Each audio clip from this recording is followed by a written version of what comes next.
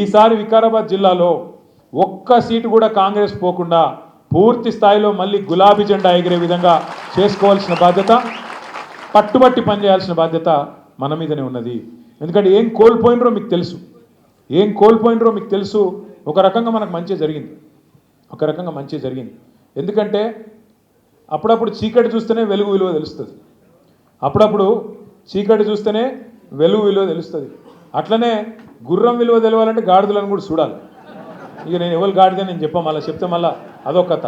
మళ్ళీ నన్ను తిట్టిండు కేటీఆర్ గారికి, నోరు దూలు ఎక్కువ ఈయన మళ్ళీ తిడతారు మళ్ళీ నన్ను. ఊరికి ఎవడు పెట్టుకోవాలా బాధ. అందుకే ఎవరు గాడిదో ఎవరు గుర్రమో రాష్ట్ర ప్రజలకు పూర్తిగా తెలుసు. కాబట్టి నేను మిమ్మల్ని కోరేది ఒకటి, మీరు అక్క చెప్పింది కరెక్ట్, ఫైనల్ రాసే ముందు ప్రీ ఫైనల్ ఉంటుంది. ఇక ఫైనల్ మళ్ళీ 2028లో కొట్లాడదాం.